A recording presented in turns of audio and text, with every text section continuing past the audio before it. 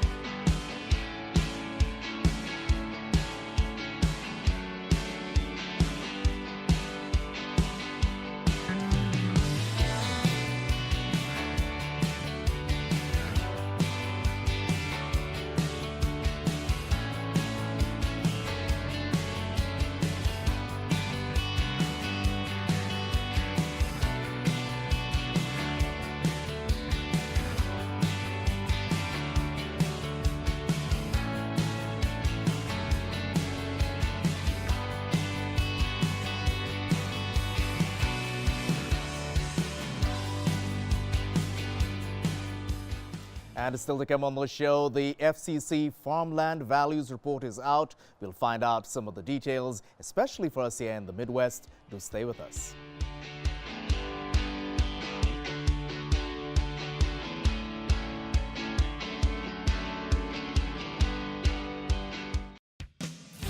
This segment of Ag Life is brought to you by Webb's Machinery. Webb's Machinery, your New Holland dealer in Vermilion, Vegreville, and Lamont.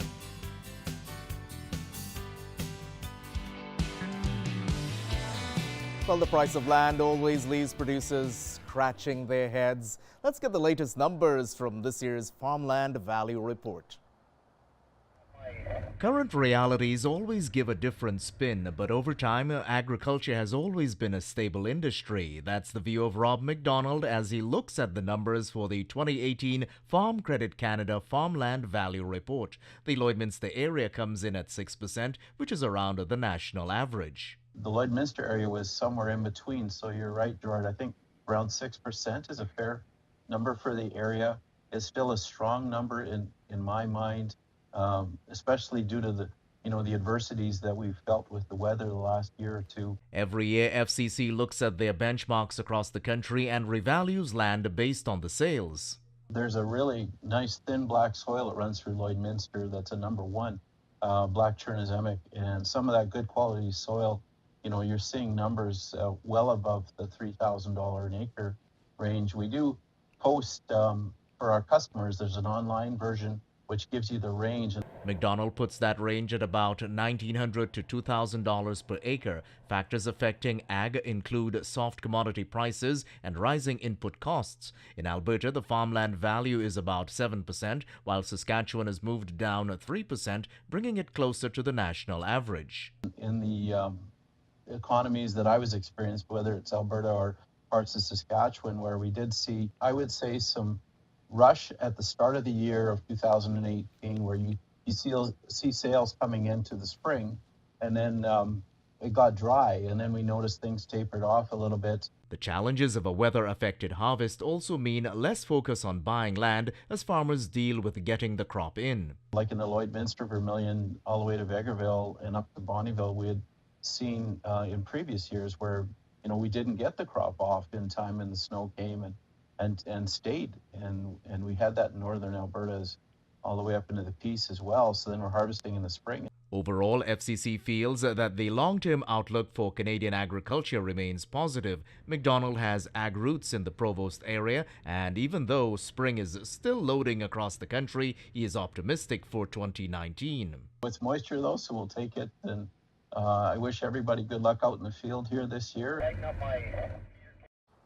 Certainly the optimism is well-founded. You look at the number of producers just getting her done out in the field. Well, sometimes the best laid plans include a plan B. Let's find out why flexibility could be the best strategy when it comes to feeding options. Getting cows ready for calving takes planning to maintain body condition and having the nutrients to provide energy. Dr. Bart Lardner and his team at the University of Saskatchewan have been studying various feeding options to understand their value in the production process. So I always suggest is that maybe have 2 or 3 of these systems, and so you don't put all your eggs in one basket. Lardner has looked at 5 different systems to get cows primed for calving season. Some producers are using swath grazing, but others use bale grazing or mix to keep their feed strategies flexible. Bale graze a 600 cow herd all the way from November right out till April. And so that's just reducing that tractor start time, reducing the diesel input costs. I see a lot of guys have gone to corn grazing. And so, they've figured out how to manage it. They've figured out how to, reduce their feed cost per cow per day. It varies by location, ecoregion, and Mother Nature. It's all about weather. It's all about rainfall. So, some years, the semi-arid swift southwest part of our province, swift current country or south, may not get as much rain as the northeast part of the province. Dry weather has seen cattle moving from some parts of southern Saskatchewan into the Midwest and other areas that have had better moisture and pasture conditions. Producers need moisture for pasture and bale grazing. You want at least, 6, 8, 10 inches of rain to have a good crop. And so you can obviously have a plan going forward, but if it doesn't rain, you're going to have to come up with plan B. From corn grazing, barley, oats, and triticale, producers always value keeping their options open. So if your one system, maybe millet grazing didn't work out, maybe you've got bale grazing to fall back on. Well, for the segment that's coming up on the other side of this break, get out your notebook, pen and paper, because beef's environmental footprint is down. We find out some of the numbers. Do stay with us.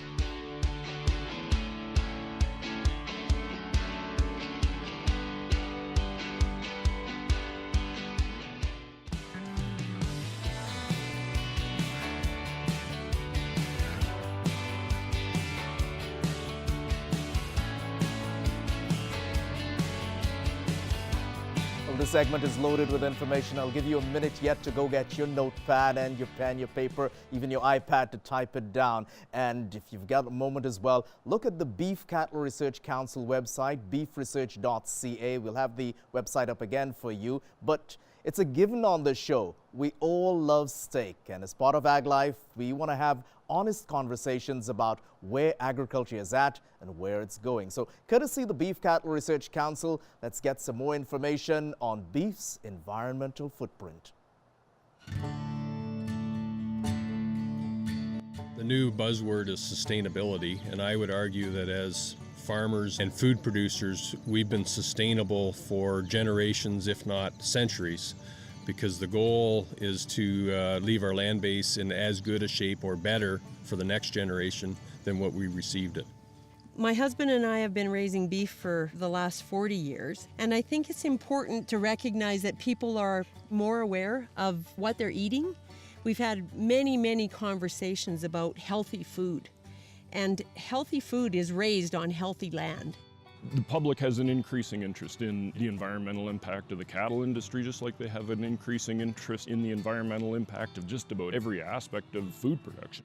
It's important to do research on things like this simply because the questions are out there, and having reliable, honest, fact-based answers for this is hugely important. We looked at the carbon footprint of beef production in Canada, and we compared that from 1981 to 2011. We found that the industry had increased the efficiency to the point of about 15% reduction in greenhouse gas emissions. We produced the same amount of beef with about 25% less land. So there's a lot of efficiencies that have taken place over that period of time, which really represent the adoption of science by the industry, the changes in management practices by the industry, and improvements in crop production and yield by the industry.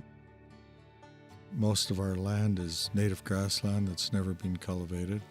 Our cattle do graze all winter, most winters. We consider ourselves cattle people, but the product is largely grass, and we're trying to turn that into something of value. And of course, as science progresses, we can see more and more things that we do that can be harmful or things that can be beneficial if we're smarter about it. We live off this land, and if we destroy it, it destroys our living and ourselves. The biggest myths in beef production related to the environmental impact for me would be the perception that we as farmers are still farming in the 1950s. We're not. Genetics have improved. The quality of the feeds that we use, how we feed them and deliver them to the livestock has changed. We're much more efficient than we were 50 years ago. We're much more efficient than we were 5 years ago. Here in our farm, we have a nutrient management plan which we follow through on our manure production and application on our crop side. Ontario has an environmental farm plan. We keep that up to date, as well as technologies in our feeding program that can help produce less manure and yet still produce efficient, high-quality beef. The changes that we've made here started as soon as we bought the place, whether it would be to change the rotational grazing or to provide clear, clean water sources. Off-site water always. Does it create some challenges? Absolutely. Does it cost money? Absolutely. Is it worth it? Absolutely. Feed efficiency and sustainability are very tightly linked. Of course, feed costs are the #1 cost of production for producers. And it uses a lot of inputs as well. By trying to maximize your feed efficiency and use those feed nutrients to the best of the ability for the animal, you can see an overall improvement in sustainability and overall productivity in operation. There's certainly some simple things producers can do. For example, in the feedlot, most producers will know their cost of gain. Another example would be from the cow-calf area, just keeping track of the amount of weight that a cow would wean in a year is a measure of efficiency. Keeping track of those type of things will enable a producer to make some changes. We need to make sure that we're doing the most we can with the land we have available and continue to increase beef production with the limited resources that we do have. I think it's important to stay up on technology and research because it's always leading us to a more profitable industry and at the same time using less resources to do it.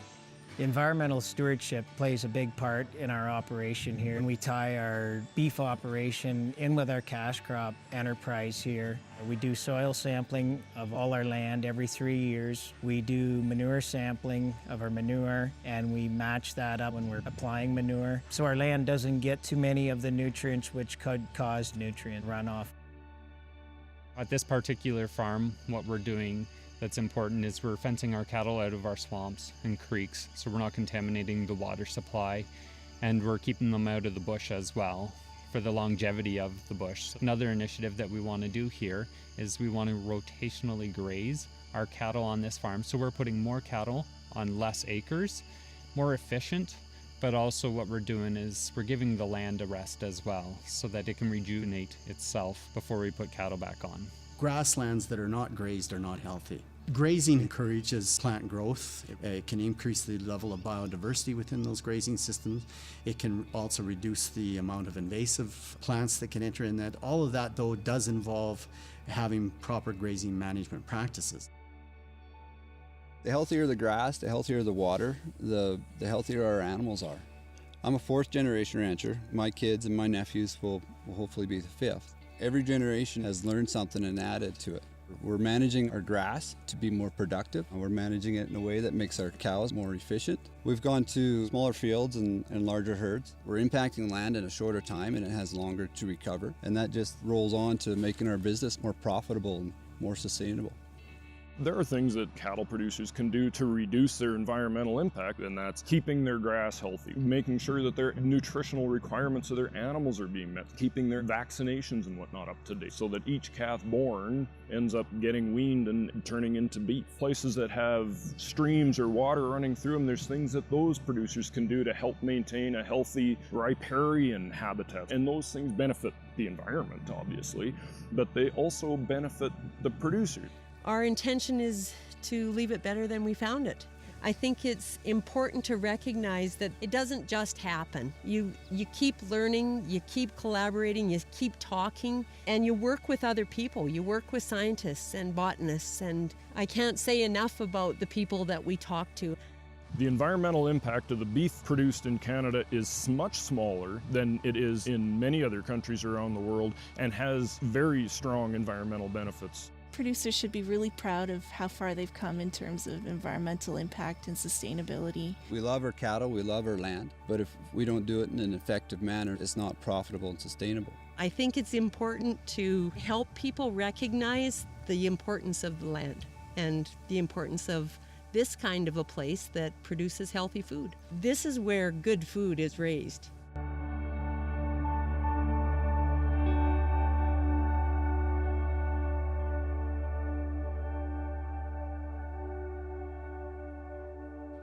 So beefresearch.ca, that's where you can go have a look at all of the reports that the Beef Cattle Research Council has been putting out. And there's a new one out tracking the industry over the last 35 years. I've been reading some of it. It'll take me a while even to download some of those main talking points, but certainly you can go have a look at it. Lots to take in there, even in that feature. And the main takeaway is that the environmental footprint is down some 15% over the last 30-odd years. Well, when we return, fair farm transition, another take on handing on the family farm legacy. Do stay with us.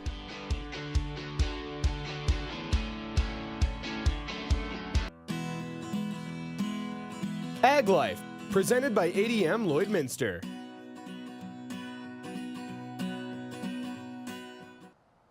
Thanks so much again for choosing Ag Life. Now, making sure that everyone's view is respected has challenges even at the highest level, far more at the family dinner table. Let's have another look at fair farm transition. So the succession plan goes like this. I think my main message is fair process. I think that's the key.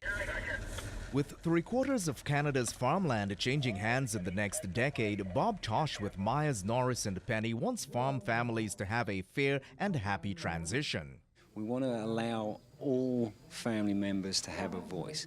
That doesn't mean to say they're going to get what they want. It doesn't mean to say that they get to lay claim to anything. It just means that they have a place at the table. Effectively communicating intentions to all family members in a fair manner is key to estate planning and farm transition. Let them understand why you might have made certain decisions, so that there isn't then the surprise, the disappointment and the fight when the will is being read out. Emotions can be running high, especially in a family crisis, and having the fair process conversation when everyone can be at the table is much easier rather than waiting until there's a death in the family. Still, families struggle with those decisions and may need help. They're farm families. They weren't, nobody's taught them how to deal with this wealth. Nobody's taught them what the rules are. Nobody's taught them how to have these conversations. So I think it's important that they accept that maybe trying to do this alone isn't going to work. Every family is unique and there's initial tension to get the ball rolling even with professional help. But Tosh feels the long-term outcome is always better rather than uncertainty and conflict. We need an environment where collaboration is possible. And if it's not possible, then we've got to either decide, is it worth pursuing? Do we take a different tactic? Or can we get people to a position where they are willing to consider collaboration? Well, time to have a second look at our events calendar, and thanks to you. If you want to get in on this part of the show, once again, email me, glampow@stingray.com. Let's have another look.